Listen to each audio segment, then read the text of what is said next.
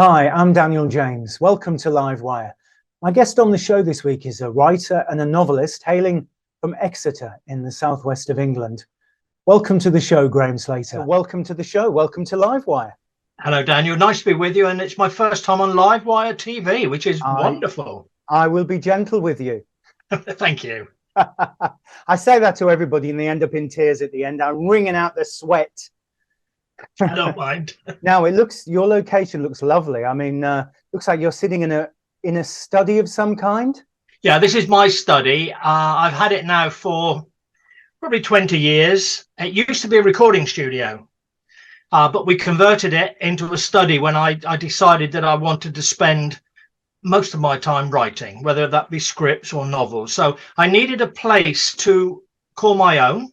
I needed somewhere where I could have my board, which is behind the camera, where I have my photographs of characters in my books. And I always put together a mock-up cover of the book with the title I've chosen, which could change before I start writing. So my characters can talk to each other. And I'm not sure what the phrase is, but it gives me, seeing the cover up there, it gives me the impetus to keep writing, to keep at it, because it becomes real. Well, you've created that world in front of you. So I presume I'm a writer myself. I write songs and scripts and stuff. I think when you go into that room and the environment you've created, you look ahead and you're in that world. Yeah, and I also pick the music I play for each session. That does depend. If I'm writing a novel, if I've got a really I call sad,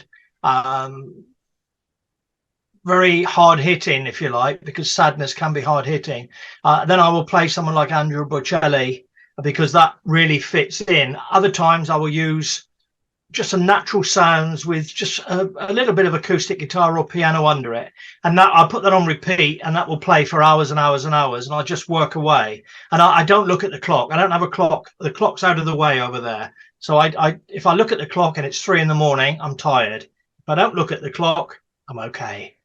So yeah, I get exactly. You need the tea, you need the mood, and then you go into the world and you're lost in that world until you come out of it.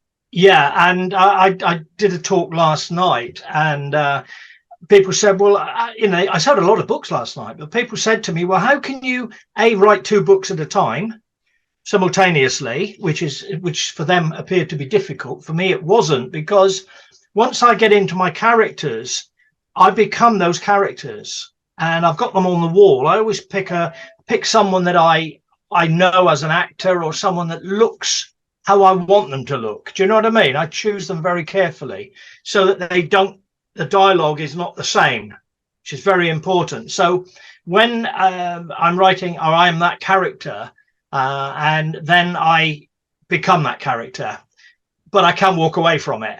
Because I don't swear. I'm not a Christian as such, but I don't swear, and I'm reasonably polite. So for me to use quite aggressive violence and swear words in my books in places, then I need to be that character. It's not me.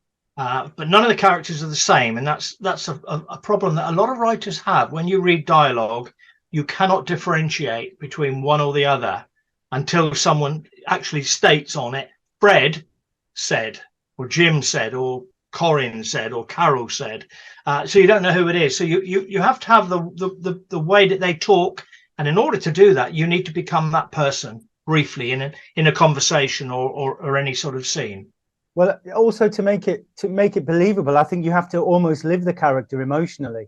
Oh yeah, no, you do. Sometimes I will write. I mean, in my last one, which was Born to Run, which was last year, Jimmy's wife's got dementia, and I've done a lot of work in dementia, but she is very sick, and I was her, and then I was her husband. How he reacted to it in front of other people, embarrassed because he had no control over what his wife was likely to do next. But you've got to be both. So I will write it, and then I will go back to it, and I will read it, and I'll edit it, alter it, move it around, so that the characters are both very strong in that section, or even a phrase, a couple of lines, I always find when I'm writing that sometimes whatever's going on in the world that I'm leaving it's actually quite a relief to get back into the world. Oh yeah, yeah. And sometimes I'll be lying in bed and I'll want to get up to go and write it, because I want to be back in that world, because I'm caught up in a particularly exciting chapter. Or yeah. Oh, your brain is an incredibly clever thing. But what I do, and it may be worth you thinking about it, unless you've already, I keep a shorthand book, because it opens at the top, folded over, a shorthand book and a pen under my pillow. So when I wake up, which is often when I'm in the middle of a book, I will scribble it down in the dark. The problem is that I can't always read it. God help your poor missus. missus. She must roll over at night sometimes and go, oh, she does. Yeah, but I very, very, very occasionally I have got up. But what I'll do is I'll tear the page out right on the back of it and literally drop it over the side of the bed. And then I bet the next day you can't wait to go back and take that note and write it. Now you're very big on research, aren't you? So if your character is, if you suddenly lie in bed and think, you know, what happened to him in hospital, he lost a foot, do you then get up the next day and think, right, I need to find out how that could happen and get the details of how it might happen? I would talk to people. I would find quite easily people that are like that. I would talk to physiotherapists. I would talk to people and I would ask if they would contact them, and I would go and sit with them for maybe a couple of hours, warm them up. But once I say I'm a writer, what happens? You get this little bit of magic. They actually tell you things that they've not even told. They start to perform, don't they? Yeah, they've not even told their wife. And if the wife comes in with a cup of tea and biscuits, well, he didn't tell me that, and I'm his wife, I'm with him.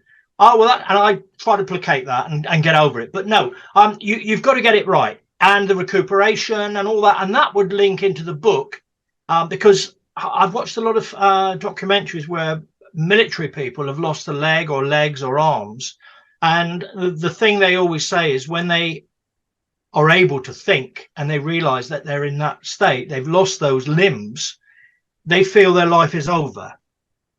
But then something happens, a little bit of magic, and they become real, and they think, hang on, but I'm still alive, and there are people much worse off than me. So the recuperation, depending on how determined they are, then takes you forward. So you need to talk to those people. You also need to go to the places, go to these hospitals and physiotherapy wards where people are recovering. You know, you've got to get right into it, and that's why my books generally take a year or two to write. Have you ever, despite, you know, you're obviously a very organized man, a very detailed man, you know, have you ever begun to do the research and got emotionally involved with a story? Something. Oh yeah. And the story will change, Daniel. The character will change, you know, because he could decide that while he's laying in that hospital bed, he could feel that actually what he's been doing for 20, 30 years of his life is not the direction he wanted. He could decide that he doesn't want to be married to that lady. He could decide that he wants to climb Everest. He could decide that he wants to go across the road on a motorbike. He could decide that actually, I'm going to change my job. I'm going to work at home online, and I'm going to work with cryptocurrency. So the whole world opens up. Are these the kind of responses you've had from people when you've met them under those circumstances? Oh, yeah. And you said it just now. They're incredibly open. One thing that I saw, I was on a cruise a while ago, actually now, but before I went, I saw a documentary on television, and the daughters of the gentleman whose wife had died were so angry that he'd bagged all her clothes up the following day into black bags and took it to charity shops. They were absolutely livid with him. On a ship a few weeks later, there was a gentleman walking around, and he sat down, and I just sat next to him with a cup of tea. And I said, hello, are you on your own? Yeah, I'm on my own. He said, my wife died recently. Ah, I said, I'm a writer. Can I ask you what you did with her clothes? And he said, and he looked at you and went, you kinky beep, beep, beep, and stormed off. No, he didn't. He said, I'm so pleased you asked that, because none of my family would talk to me about it or have asked me what I've done.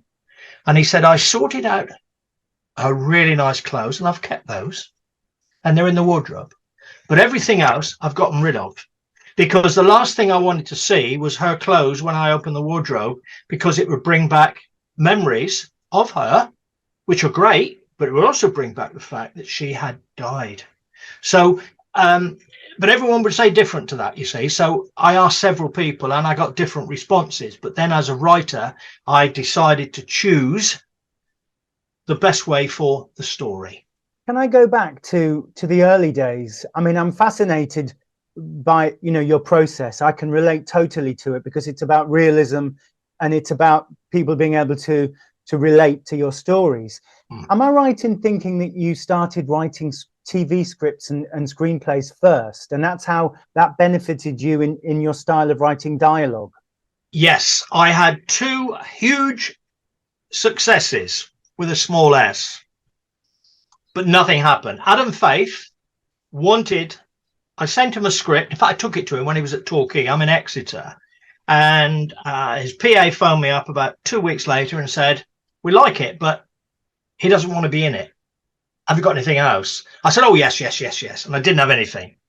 So I came up with a whole new idea with him not in it, but producing it. And he loved it. We had lunch. He set up a company with Chris Ellis from Chrysalis, because Adam had a few financial issues in his life, as many people have had. And he set up this company and he was very excited. So I wrote 5 episodes of a series and it was going to be made, but he died. Heart attack, wasn't it? Yes, it was. Then I knew a very good friend, a gentleman called Leslie Hill, who used to be the CEO of EMI. And he worked for a company that I worked for. And I went to him one day. We always used to sit together at breakfast when we were away. He'd say, we're the music table. Don't worry about that. We're the music men, you know. And he eventually got a job with Central TV, based in, Cavendish Square, I think. Yeah. Although it was a Birmingham station. No, you're right. I think it might have been. Was it not Portman Square? Yes, it was. Yes, it was. I remember years ago going for an audition there. Yes. And it's a lovely, so it's, Portman Square. So I sat in my office one day and I thought, actually, I've got an idea here. Who do I know? What can I? And I wrote to him. 2 days later, the phone rang and it was a PA from the office. Could you come up and see Gina Kronk? She wants to talk to you. And the idea was Ticket to Ride, which is my first book. But I only wrote 2 lines in the middle of the letter. A group of naive lads go to Hamburg, try to emulate the Beatles and fail. And I went to her office. I was there for 3 hours. They paid my fare. They took me to lunch for 3 hours. And she said, can you write it? I'd never written a word. Before Adam Faith, I'd never written a word. So I said, no, I haven't. No, I should have said yes, but I probably couldn't have done it. I don't know. So she said, who would you like to write with? So she pulled up all these writers, Ian Lefrene and everyone else. And she said, well, I'll get you some scripts. I'll send some scripts from some of the writers we have. And she sent me a script by a gentleman called Tony McHale. Tony McHale writes for he was the man at EastEnders. Yes. And Casualty. And the script was great. So I went to his home in Buckinghamshire. I think I went 3 or 4 weekends and stayed there. And we went to this huge lower ground floor room that opened out onto the garden with massive sliding doors, a massive snooker table, crates of red wine, a table for 12 with microphones in the ceiling, opening onto a swimming pool. And that's where EastEnders had, all the writers had their meetings. And they recorded what they said, and then somebody followed up, with notes from it. So we did a deal that we split between us, him with his agent, myself and him. And he said, I'll write it. I spent the time going through all the events and things that happened. So he knew everything, nuts and bolts of it all. 3 months went by and nothing happened. We were paid our advance.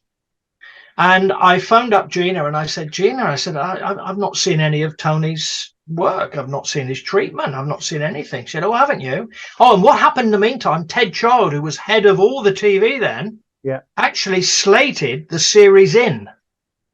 It was in place, ready to go, which is unbelievable, really, having not seen anything. So she said, oh, haven't you read anything, Graham? I said, no, I've not heard a thing. She said, Ted's turned it down. I said, oh, well, can you send me what Tony's written? She said, yeah. It was the Beatles story. And the third series, they went to India. Now, that's total reverse to what the story should be. But through a few years later, Gina, I'm going to say her surname, actually had a TV series called Fish, Chips and Rock and Roll, which was my story. But life is life. So, but what I found out was that Tony had written a series which the BBC had filmed called Brighton Boys. And I think they'd filmed the 8 episodes, but they wanted him to chop it to 6. So his time really was spent doing that rather than working on Ticket to Ride the way it should have been. So I had 2 very narrow misses, if you like, hits and then a miss. Can I ask, how did you handle that? Because you were new to the business. You said yourself you couldn't have written it yourself. You trusted someone else with what was in your heart and your head. Yeah. How did you take that? I don't know whether to call it a rejection or a mismanagement of your idea. Some people, it would have knocked them on the floor. How did you take it? I was incredibly disappointed. But what I did, I went to the library and I got every book out on writing. What surprised me, they all contradicted each other. Totally. But because I'd already thought a lot about the idea of Ticket to Ride, I thought, well, that's something that I will work on in the future. Now, in 2004, I had kidney cancer and I had my right kidney out. So I had 3 months to recuperate. And that's when I wrote or started to write the book, which was my first novel, Ticket to Ride. So all the thoughts that had gone through my mind with Tony on those weekends, sat there, staying there, drinking the wine. And Alan Yentob phoned him one night and he's on a Saturday and he said, Tony, what do you think about running EastEnders another couple of nights in the week? And I remember Tony shouting at him. He said, it's not going to work. It's ridiculous. It's ridiculous. But they did it. Mm. But he was so revered by the BBC, and his son now produces Casualty and directs Casualty some weeks, you know. No, I was very disappointed. It was hard to handle. But what I decided then, and this was the turning point, why write a script if you go through the ups, and then woof? If I write books, they're mine. I'm writing it. It's my story, my time. No one's going to tell me how to write, what to write, and where to write. So I actually started Ticket to Ride. And in 2006, it was published. So that was a very, as well as being a turning point, as well as being a tough lesson for you, it was a turning point. Because had that not happened, had that script been, you know, exactly as they wanted and it was produced by Central, it may not have made you feel frustrated, go out and get the books and think, this is my property and I'm going to hold on to it. And of course, what happened is Central was swallowed up by ITV. So they probably wouldn't have made it anyway, even if we had written it. They might have done. I mean, but Ted Child rejected what Tony had written. And I've got it in my filing cabinet. And it's not what it should have been, you know. And that when I read that, I was so disappointed because Tony has had such success over the years. I mean, he's written a lot of stuff, all been made and aired and everything else. He was the man they called in if they had a script to fix or a storyline to fix. Like a script doctor, really. Yeah, very much so. But but having met these people and worked with these people and seen what he had, the thing that spurred me on was I knew it was achievable. So there was something in you that said, I can do that. I can do this. Yes. And that's what drives me now. Are you a believer in fate? Are you a believer in things happening for a reason? Do you think that happened for a reason? Everything happens for a reason. I could talk for hours about that. Things are meant to be. And the gentleman who came and saw me yesterday, as I said, look, this is your turning point now. because you can do what you like. Yeah, but I said, you can do what you like. What do you want to do? And he thought about it and he told me what he wanted. So the turning point does fire you up. But sadly, Daniel, I've met a lot of people who couldn't have handled the rejection. And they've said to me, I'm not going to write another book. I don't want to go through that. People don't like it. People don't buy it. It's a waste of my time. And that really is, in my opinion, is copping out on someone who, I've got a lot of friends who are brilliant writers, better than me. They've never had a book published because they've never finished it, as far as they're concerned. Is that not the same in life in general? I mean, you know, I've had hit records and I've acted and I've got contemporaries. Is it, some people, it's quite often not the best actor or the best singer that makes it. It's something else. Is it right? Fire in the belly? That is perfect. Now, as a music publisher and manager and producer, record producer, and I've worked with a lot of people, I always say to anyone, the best people are not the ones that succeed. They are people that keep at it. If you keep at it, you will rise. If you stop, you disappear. So people who are determined and keep working, maybe changing the style, changing this, changing that, they will succeed. And I also say that a perfect record has never been made. And you know, there are always mistakes in the mix or mistakes with the session, or that you run out of time, run out of money. And it's never right. But it's the best you can do at the time. With writing books, you've got loads of time to do it, unless you're under a timeline. So I honestly think that people who continue will eventually become successful. There is no doubt about it. Can I take you back to the early days? I mean, I'm fascinated with what you're saying now, and I can relate totally to it. But the people watching that maybe don't know your history, can we briefly talk about your early years? Because I know you studied at the Phoenix Arts Centre, but my question is, was that before you were playing the Hammond organ across Europe? No. Or after? That was about 2000. So year 2000. So take me back to the young man. When did you learn to play the keyboard? Right. I told this story last night. Well, it's fine. It's fine. I had a distant relative, an auntie, who lived in California, and she played the piano accordion, and she came over to visit us and other relatives, and she brought her accordion with her. My dad died when I was 5, and she came when I was 6, 7-ish. And she came round, and I'd never met an American. I'd seen them in films. But she had this crimped hair, bright red lipstick, thick petticoat and skirt, and a red tortoiseshell accordion, and this American accent. And she played. And I said to my mother, I said, I honestly don't want to play piano, but I play the accordion. So my mother bought me a second-hand accordion on HP, and Stella, my distant aunt, gave me the first 3 lessons without music. And after that, I had lessons every week. My mother used to carry the accordion up the road. It was too heavy for me. It was a full-size accordion. You could just see me over the top. I was going to say, probably bigger than you. It was bigger than me. And I've still got one. I've got a new one. My wife bought me one a few years ago. That was second-hand. That was $3,000, but it's beautiful.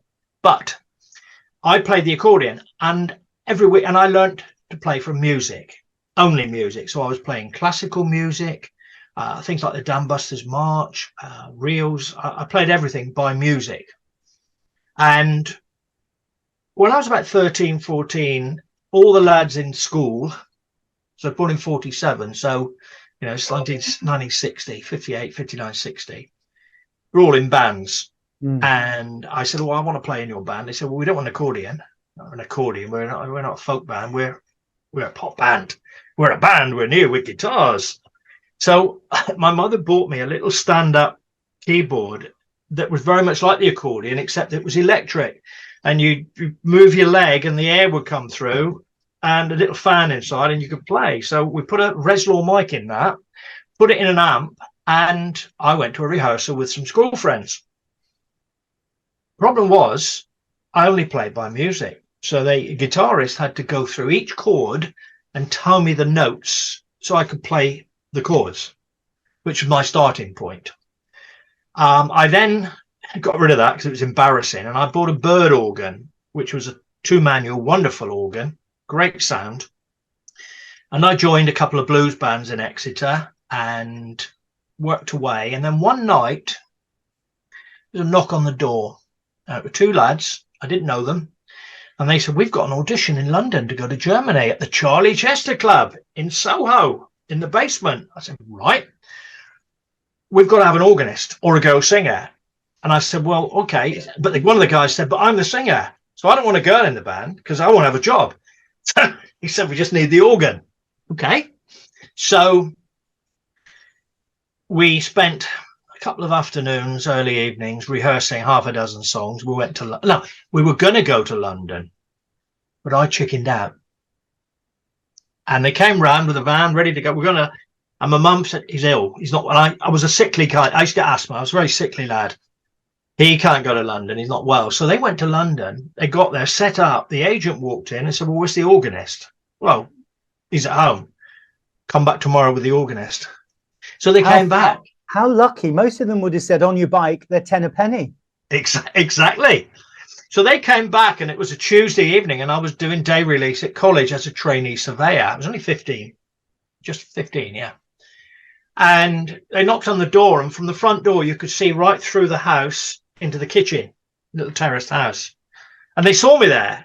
Come on, you're okay today? And I said, well, yeah, all right. So my mum said, well, I'm going to make some sandwiches and a flask. And off we went. So we drove back up, did the audition, and we passed it. And this was November, early November. My birthday was the 24th. So he said, I'll book you. You can go in December. And the singer said, well, I've already got bookings with another band, so I can't do that. We'll go in January. So we left Exeter on the 30th of December, 63, and I was just 16. Had to be 18, but I was 16. And off we got, and we ended up starting in Hamburg on the 1st of January, 1964, with my bird organ. So that's my story. Fascinating. I mean, for a 16, I mean, I've been to Hamburg. I've recorded in Hamburg, and I imagine in the 1960s, you know, the black and white imagery, you know, what did the teenage boy, you know, what was happening to a teenage boy in Hamburg, as well as playing the organ? Well, everything. No pun intended. No. I mean, John Lennon said, and I use it in one of my talks, I was a kid or a boy when I went to Hamburg, but I grew up there, and I did the same.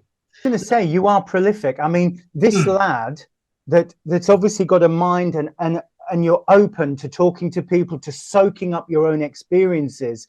You've been quite prolific with these books. Yeah, and a lot of them are quite different. Amsterdam is very different, but I spent a lot of time in Amsterdam, and when I research my books, as well as talking to people, with Amsterdam, Love Shack, the first of the trilogy, which was never meant to be, I went back to Amsterdam each season to see what it was like, because the book is spread over about 10 months. The first book goes up to New Year's Eve, 1999, 2000. So and it's about 2 characters, isn't it? Zita and Liam, is it? Yeah, they're the key characters. There are a lot of others in it, but they are the ones that carry on into I Will Survive. Yes. And also the new one, Born to Run. And that is the end. I've put everything together now, and it all works. But what was great was, because I knew the characters, I was able to get to know them even better than some of my other characters, and I knew how they worked, and of course I knew what happened to them as each book moved on, and their parents and family when they came back to London in the last book. But I researched places, spend a lot of time. I mean, with Love Shack, I actually went out for one weekend with the Zedenpolizei, which is the Vice Squad, and what I saw did shock me. I'm much older now. You know what's good and bad. And it did shock me, but I couldn't put it in the book. But what it did, it gave me the mood, the flavor, the feel. so that when I'm writing, I write very visually, you see. So when I'm writing, I can put things across with a little bit more feeling, the odd word or two that is nuances the situation. Does that make sense? You're painting pictures. I can see that when you write, you paint pictures. Yeah. You almost write as if you're making the film. Very much so. People say that it's almost like a film. It's very visual. But and I read a book a month, as you know, and we do a book review. And I read a lot of writers, all sorts of writers. But no one writes like I do. Not that that's good or bad, but no one writes in the way I do.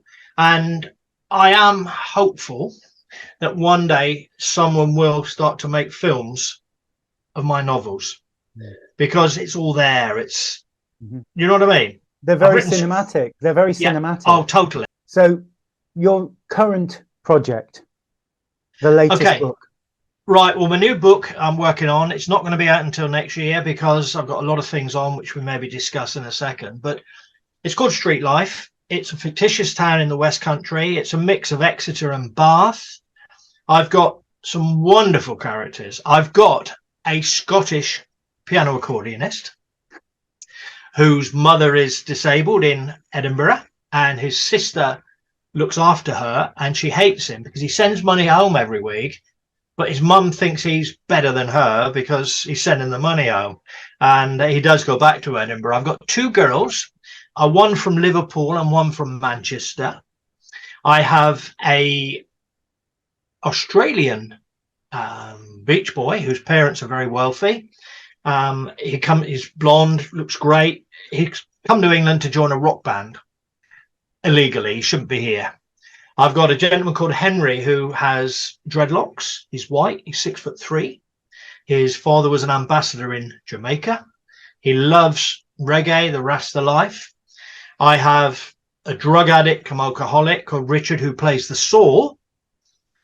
And I have another character who has just come out of prison. All he can play is a penny whistle. When you mention these names, I'm seeing those titles. When you're planning your book, I'm seeing where they're going to come in. I mean, even just your description of the characters is exciting. Yeah. I bet you can't wait to get your head down and do it. Well, I can't. How do people get your books? Because you've got Tabitha Publishing, haven't you? Yeah, Tabitha Publishing. Well, when we set up Tabitha Music in 1974 as a record label, publishing company, management company, I mean, it was full on. I mean, wonderful days, wonderful days. We still have it, but when I started publishing the books through Tabitha, rather than Tabitha Music, it just didn't ring right. And bearing in mind that Tabitha really is a music publishing company, the book side of it works very well. So we actually changed the name about 18 months ago to Tabitha Publishing. My website, where all books are available, is grahamslater.com, and it's SCLATER. And they're all on Amazon as ebooks, Kindle, or as paperbacks. Graham, I literally could sit and talk to you for another hour. This has been absolutely fascinating. Will you please come back when you have the new book, Street Life? Because I want to hear about the early days of the music publishing with Tabitha Music. I want to hear more of those stories, because I think you've got loads up your sleeve. I was short sleeved today, but there are loads up there nevertheless. They're streaming out. Thank you for joining us on Livewire this week, Graham. And no problem. Look forward to your current book is called Born to Run. Born to Run. So people look out for Born to Run. It's out there now. And the next book, Street Life, will be out next year. Good luck with the writing. And thank you. Hopefully you'll join us next year and tell us. Oh, certainly will. Well, we could talk for at least another hour, Graham. You have some amazing stories. Thank you for joining us on the show. And thank you for watching. I hope you'll join us again for more Livewire very soon.